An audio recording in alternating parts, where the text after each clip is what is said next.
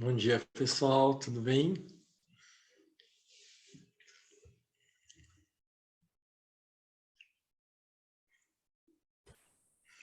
Bom, Bom dia, bom dia. tudo bem?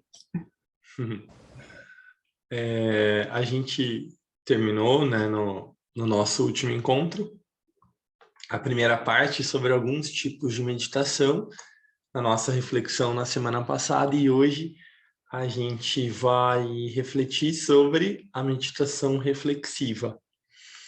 Então, como sempre, a qualquer momento vocês podem me interromper se tiverem alguma dúvida, alguma partilha, algum comentário, senão a gente vai seguindo. O texto é relativamente simples no sentido das explicações que são passadas pelo Roberto Assagioli, mas elucida bastante o que significa a meditação reflexiva. Eu acredito que vai ser de grande importância, tanto para a nossa meditação da quinta-feira, porque tem uma etapa dela em que a gente reflete, né, sobre o que é boa vontade, sobre um pensamento semente, assim como em outras meditações que a gente faz, como a meditação da lua cheia, em que a gente reflete sobre o pensamento semente, ou ainda em outras formas de meditação, ou mesmo ao refletir sobre algum tema, não necessariamente nos períodos de meditação, mas quando a gente tem algum tipo de estudo,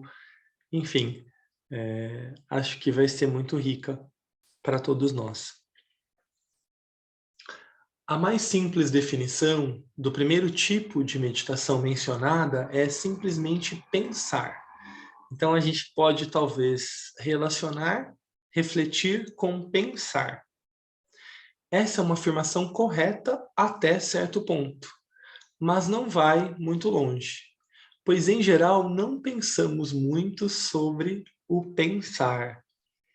Imaginamos que, sendo inteligentes, podemos pensar. Mas simplesmente pensar em qualquer coisa que nos interesse é, na verdade, um estado rudimentar da atividade mental.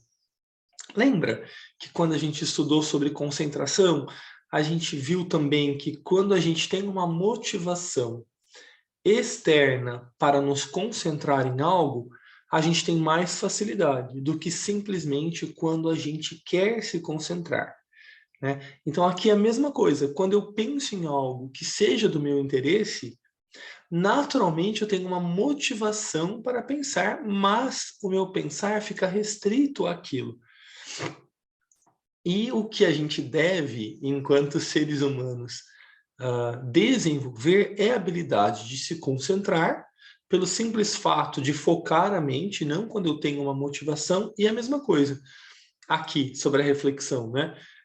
Eu devo desenvolver a minha habilidade de pensar não simplesmente quando eu tenho um interesse, mas sim colocando a minha mente, otimizando os recursos da minha mente para quaisquer situações em que ela venha a ser solicitada ou utilizada. Foi dito que, habitualmente, a mente pensa em nós, em vez de nós pensarmos. Isso significa que a atividade da mente é um processo que, como regra, acontece por si mesmo, promovido por estímulos ou impulsos de tipos diferentes e fluindo de maneira desordenada. Uma corrente de pensamentos é substituída por uma segunda, a segunda por uma terceira e assim por diante. Para descrever esse estado de coisas de maneira mais exata, a mente normalmente é independente do eu e da vontade. Ela sofre interferência o tempo todo das emoções, impulsos, imagens e estímulos externos. Tal atividade mental mal merece o nome de pensar, pois só quando um forte impulso ou interesse mantém a mente trabalhando é que ela funciona de maneira ordenada e produtiva. Alguém se identifica com esse parágrafo? Parece que sim, né? Eu, pelo menos, em alguns momentos, falo, nossa, pera, o que que eu tô pensando? O que que eu tô fazendo? Onde que eu tava mesmo? Eu fui fazer tal coisa, não concluí, já tô fazendo outra, comecei a mexer no celular. Então, é por isso que eu fiz esse link, né? Com a concentração, é muito também relacionada à falta de foco, à falta de concentração, a falta de estar presente faz com que a gente vá perdendo o controle dessa mente. Então, a gente nem controla a mente e nem a qualidade que ela tem. Então, a gente vai ver como é importante focar a mente em algo, e aí, então, quando a mente está minimamente focada, que é o que a gente faz com a concentração, a gente vai atribuir uma função a ela, que é refletir sobre um determinado tema. Então, percebe como é muito diferente do que aquela crença ou daquele mito que muitas pessoas têm de que meditação é não pensar em nada? Pelo contrário, né? A gente vai, no processo meditativo, relaxar, mudar a respiração, focar a mente, e aí a gente vai dar uma tarefa.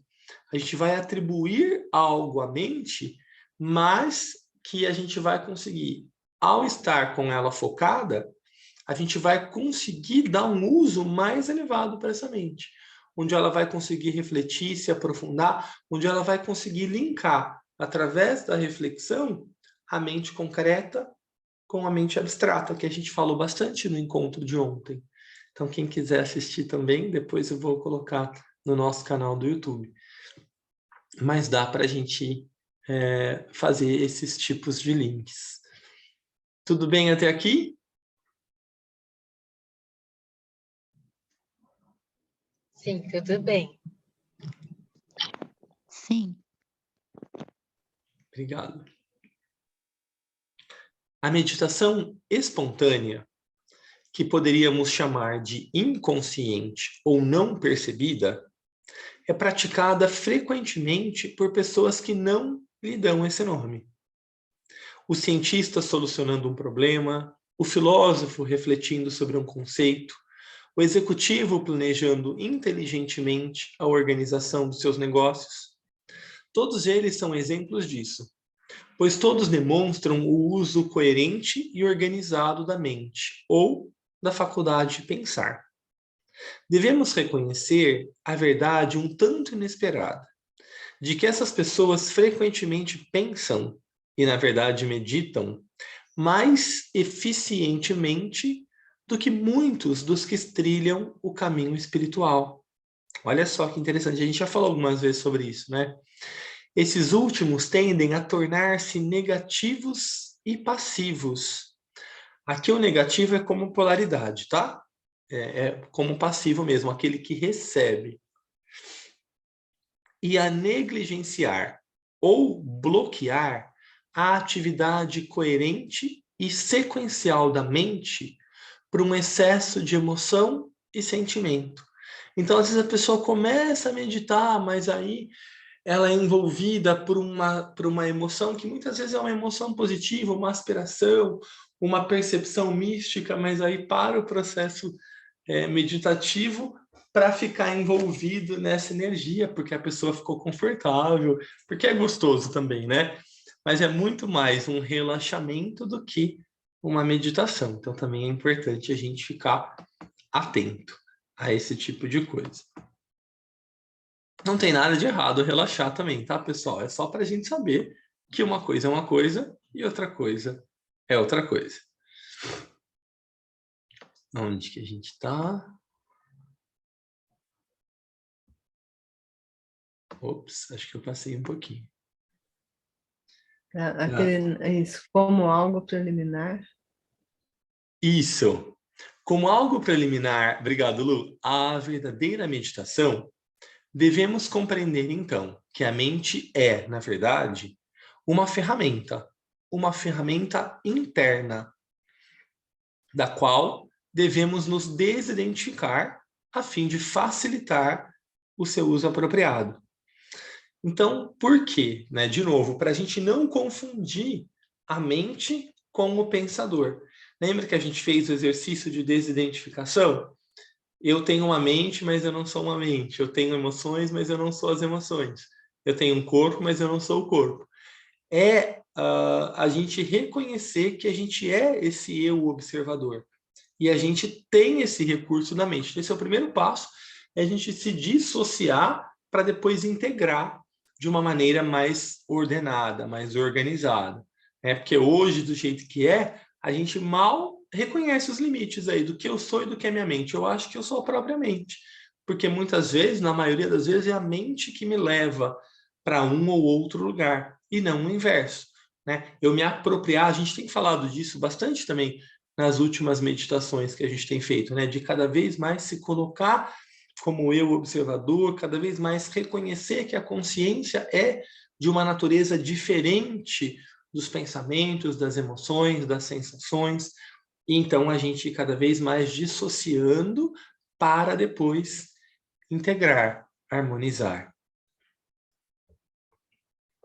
A prática da concentração nos ensinou o primeiro passo. Como controlar a mente. Como mantê-la firme e voltada para a direção escolhida, que é aquilo que eu dizia antes, Agora vem o próximo passo. Não mantê-la imóvel, mas sim fazê-la prosseguir, avançar, por assim dizer, pelo caminho ou direção que queremos, a alguma meta escolhida. Pensar nesse sentido significa refletir ou ponderar sobre certo assunto bem definido, estudando todas as implicações, ramificações e sentidos implícitos. Então a gente vai ver um pouquinho mais para baixo aqui do texto algumas sugestões de questões sobre algum determinado tema que podem facilitar a nossa reflexão. Não necessariamente precisam ser essas, mas são sugestões interessantes para, de repente, a gente começar. Porque às vezes a gente não está treinado a pensar corretamente, a gente não tem nem ideia de como fazer. Então é muito interessante. São muito interessantes os exemplos que o Assagioli traz para a gente refletir sobre. Mesmo um pouco de prática nessa linha mostra-nos quão raso e inadequado é o nosso chamado pensar. Tendemos a tirar conclusões precipitadas, considerar apenas um lado ou aspecto do assunto em questão, e a mente, em vez de trabalhar em linha reta, desvia-se em resposta às reações emocionais. Alguém se identifica com isso? Quantas vezes, a gente quer pensar em algo, a gente começa a falar sobre um assunto, vem uma outra coisa, vem um impulso externo, alguém fala alguma coisa você lê, A gente já fica inquieto emocionalmente, já mobiliza outras energias, perde o foco. Então, importante ter um olhar mais assertivo.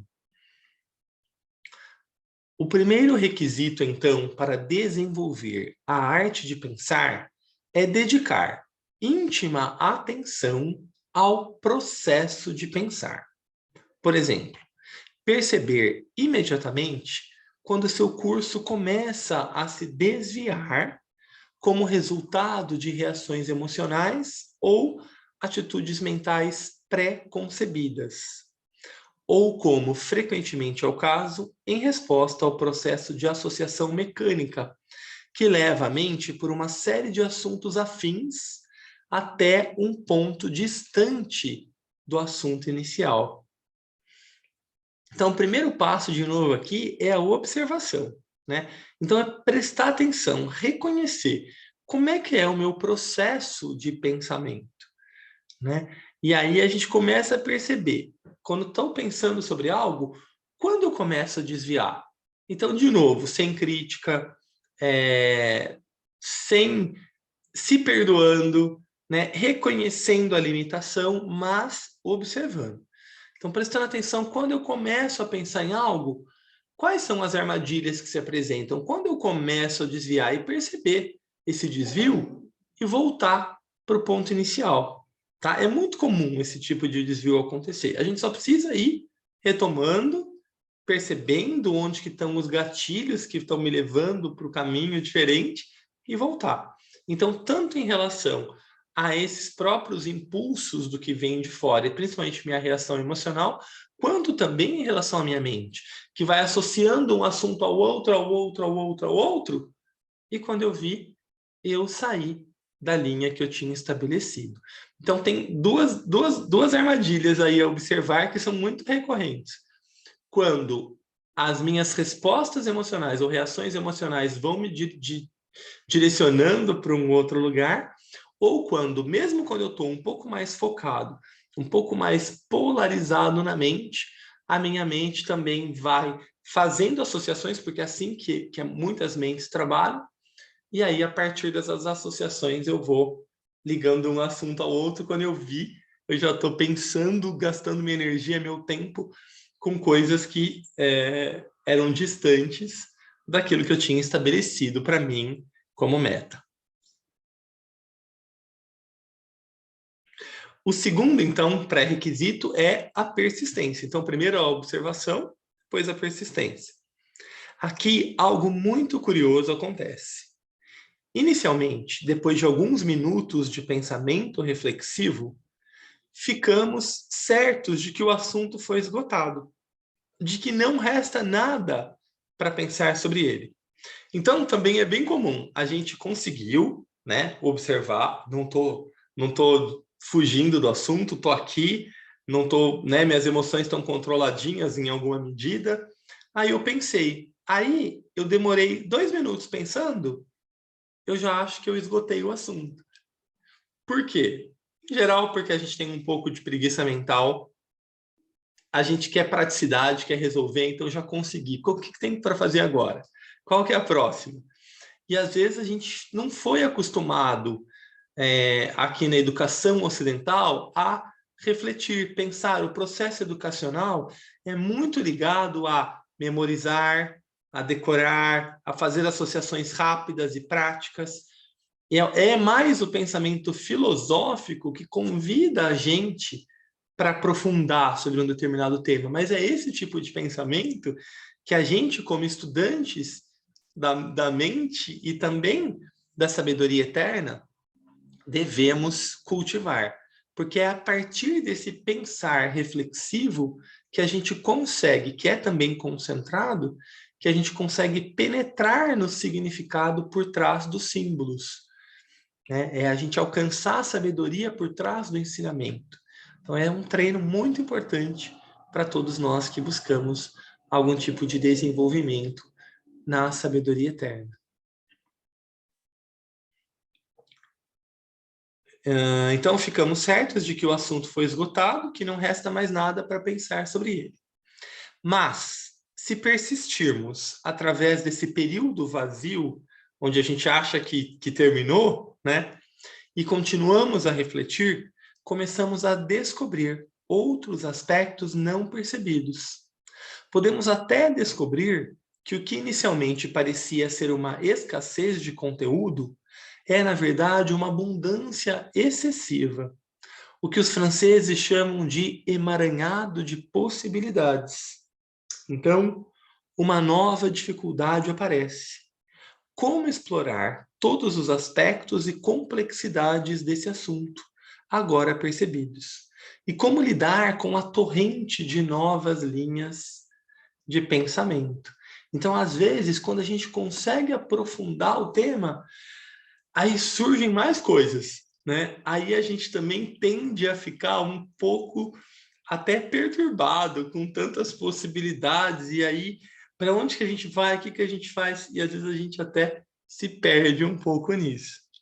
Então também, de novo, o foco é importante. Mas isso nem sempre acontece. Algumas vezes parecemos chegar a um impasse ou entrar num beco sem saída.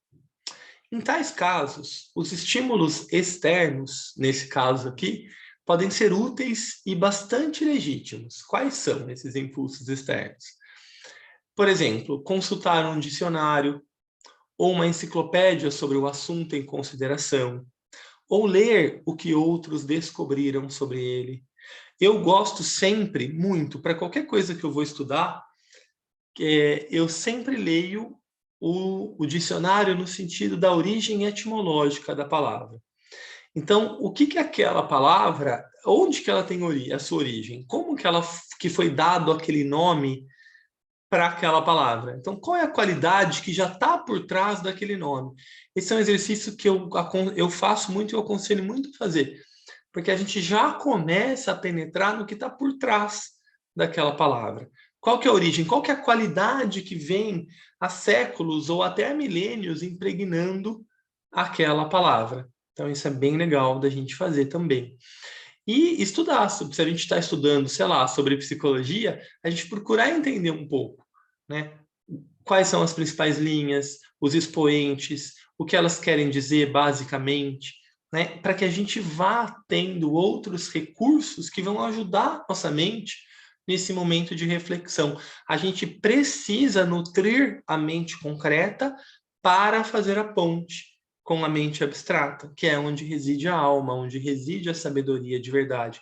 Mas não tem outro jeito se não construir essa ponte. Então eu preciso sim nutrir a minha mente concreta para chegar na mente abstrata, para chegar na sabedoria, eu preciso de conhecimento.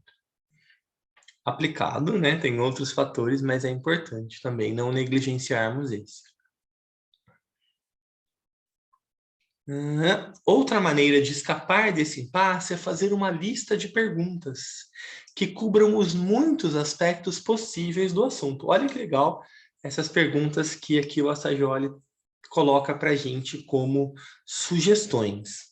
Então, por exemplo, se a gente pensar sobre um pensamento semente aqui, se a gente for refletir sobre um pensamento semente do mantra procuro amar, não odiar, então, como é que a gente reflete sobre isso, né? Vamos pegar essas perguntas, porque na nossa meditação de quinta-feira tem ali um trechinho que a gente vai refletir sobre a boa vontade, né? Então, à primeira vista, parece simples e óbvio, que oferece muito pouco estímulo para o pensamento. É claro, né? Se eu sou um indivíduo decente, bem intencionado, eu procuro amar e não odiar. Parece óbvio para a gente, não parece? E às vezes a gente se apoia tanto na preguiça mental, como eu dizia, quanto numa certa... como chama isso?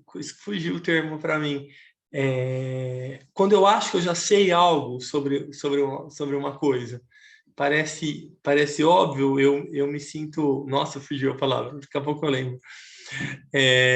Mas eu acho que eu já sei. Então eu nem vou me dar o trabalho de refletir, de pensar, de aprofundar, porque é óbvio, isso é óbvio para mim, né? Mas se começarmos a nos colocar questões, tais como as abaixo, podemos descobrir que o assunto é mais significativo do que parecia inicialmente. Então, se eu posso me perguntar, o que significa realmente amar? O que é amor? Quantos tipos de amor existem? Como eu amo? Qual é a qualidade do amor que eu dispenso? Como procurarei amar a partir de agora? Quem eu amo e quem sou capaz de amar atualmente? Tenho conseguido amar sempre como é a minha intenção? Se não, por quê? Quais têm sido os obstáculos para eu amar? Como posso eliminá-los? Que tipo de amor a humanidade demonstrou em suas várias culturas e civilizações? Pois houve tipos diferentes de amor, para os quais diferentes palavras foram usadas, como, por exemplo, eros e ágape para os gregos, né? Eros, aquele amor mais sensual, e ágape, aquele amor mais abrangente, mais universal. Quanto à qualidade do meu amor, depende das pessoas para quem ele está dirigido e quanto depende da minha própria natureza interna e vontade de amar. Então, olha só, né? Se a gente fala muito banalmente sobre amar, sobre amor, tá em toda a nossa cultura. Mas será que a gente entende mesmo que é amor? Será que a gente ama mesmo? Em que medida? Será que não tem outras possibilidades? Será que a gente não consegue ampliar esse olhar sobre o que é amor? Então, aqui tem algumas sugestões que eu acredito que possam melhorar a nossa reflexão. E aqui também, né? Então, chegando à palavra odiar. Ops, apertei um negócio errado. Chegando à palavra odiar, podemos nos perguntar sob quais disfarces o ódio pode ocultar-se? Sou capaz de permanecer livre de todo tipo de ódio o tempo todo? Qual o significado da afirmação paradoxal: um inimigo é tão útil quanto um Buda? O que sinto em relação àqueles que praticam o que eu reconheço como mal? É uma atitude correta? Se não for, como posso corrigi-la? Que atitude deve-se adotar em relação ao mal em geral? Quais são minhas atitudes e minhas reações emocionais em relação àqueles com quem estou em oposição? É óbvio que todas essas questões não podem ser adequadamente consideradas em uma só meditação, claro. Não importa quanto tempo procuremos manter a mente nessa tarefa. Uma vez só não vai dar, pelo contrário, vai se esgotar também, né? A gente está aprendendo a refletir. De fato, elas proporcionam um amplo material para reflexão por toda uma série de meditações, sendo provavelmente mais que suficiente abordar uma dessas questões a cada meditação reflexiva. E ainda, né, um terceiro requisito deve ser a consideração sobre o propósito da meditação. Antes de empreender essa forma de ação interna, que é a meditação, devemos pensar com clareza sobre os nossos objetivos, pois eles determinarão tanto o assunto a ser escolhido quanto os procedimentos a serem utilizados. Um propósito geral da meditação reflexiva é puramente mental ou intelectual, isto é, obter ideias claras sobre certos assuntos ou problemas. Mas um dos objetivos mais importantes é obter autoconhecimento. E aqui, para a gente, né, em relação ao nosso grupo de estudos sobre a meditação criativa, é, além de tudo, uma opção, né, uma meditação de serviço. Então, a gente vai aprender a refletir, a gente vai desenvolver a nossa mente. Claro, a gente vai se tornar a mente melhor, vai ajudar a nossa mente a ser mais inteligente, vai sim também ajudar a gente a nos conhecer melhor, porque eu vou conhecer melhor a minha ferramenta de pensar, eu vou conhecer quando as minhas reações emocionais se apresentam, quando o meu corpo também já está cansado, tudo isso é autoconhecimento. Mas a nossa finalidade é refletir para servir. Então a gente está refletindo aqui às terças-feiras, porque o nosso objetivo é servir melhor às quintas. Então, ao refletir sobre um pensamento semente dentro de uma etapa, de um processo, perdão, de várias etapas meditativas, a gente vai trazer mais qualidade à reflexão e, consequentemente, mais qualidade à nossa meditação como um todo. Então, o nosso propósito aqui, nesse grupo, pelo menos, é melhorar a nossa habilidade de servir. Paramos por aqui. Antes da gente encerrar a nossa reunião, eu gostaria de saber se alguém tem alguma consideração, alguma partilha, algum comentário, alguma dúvida, enfim. A gente tem um tempinho para nós aqui antes da gente encerrar a nossa reunião, alguns minutinhos. Bom dia, Paulo. Oi, Tati. Primeiro, eu gostaria de agradecer você e ao grupo. Achei bem importante esse texto e acredito que, assim, que a gente tem que trabalhar isso que você colocou, da gente estar desconstruindo o que a gente já tem de padrão, desde quando a gente cresceu na escola e em tudo, né? Para a gente estar refletindo mais, desconstruindo para construir algo novo e e criando essa consciência, né, essa importância das perguntas e de tudo que você colocou aí para a gente estar, assim, até no trabalho, eu percebo, em tudo que a gente faz, não só na meditação, mas no dia a dia, do foco, da concentração, e, de às vezes você está fazendo, por exemplo, você está trabalhando, mas você está fazendo outra coisa ao mesmo tempo, igual você falou, a gente faz muito isso, né? Então é uma mudança diária, uma tensão diária, né? De mudança de padrão de comportamento. Acho que é isso.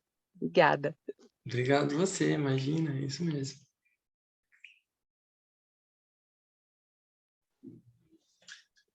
Paulinho, excelente esse texto. As questões que ele levanta com exemplo também, você vê o quanto a gente fica na superficialidade, Superficialidade. né?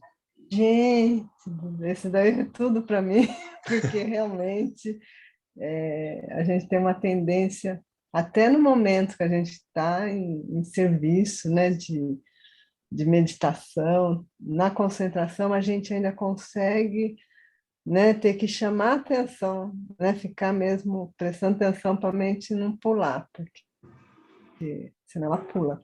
Pula. E as palavras também, saber a origem das palavras, eu vejo que você sempre faz isso nas suas palestras, e eu, como estudei letras, a gente tinha isso de pegar tudo do latim, né? Então, eu já tinha reparado isso em você, né? Agora, né, eu percebi o quanto é importante isso, porque a origem da palavra, ela traz toda essa história, né? E com o tempo, as palavras vão ficando assim muito banalizadas, né? Você não consegue no dia a dia saber o verdadeiro significado, né? Extrair o verdadeiro significado. Excelente, muito obrigada. A gente vai se distanciando, né, Lu, desse significado que foi magnetizado por tanto tempo, né? Foi atribuído para aquela palavra. Então a gente precisa retomar isso, né? Essa conexão. A palavra é que nem o símbolo, né? É. Tem o mesmo valor, posso dizer. O símbolo já está impregnado. Você olha para um símbolo, você já recebe aquilo. E a palavra é igualzinha, né? Muito bem associado.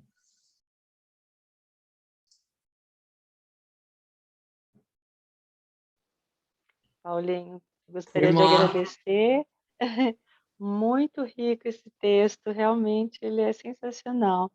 E muito obrigada por você estar nos conduzindo. Imagina. E assim, a mente a gente tem que ficar, eu pelo menos tenho que cuidar da minha mente, ela parece aqueles cachorrinhos que pulam. A hora que eu vejo, estou fazendo outra coisa, então tem me ajudado bastante. Eu já consigo perceber a hora que eu tenho que voltar para o foco. Isso, perfeito. Esse é o passo que é a meta primeira. Mas é o dia a dia, né? Como falaram aí. Muito obrigada. Mas olha, se te conforta, não é só você não, viu? Certo. Bom dia. Eu estava aqui pensando que acho que todo mundo teria que ter conhecimento desse texto, né? Dessa dinâmica, o que é muito importante, gente. E não é simples de fazer, mas a gente tem que realmente persistir. O interessante é que ele dá os caminhos, né? Então, é você observar, você persistir, e vai colocando didaticamente os passos que a gente deve seguir, né? Muito bom. Muito obrigada, Paulinho. Imagina.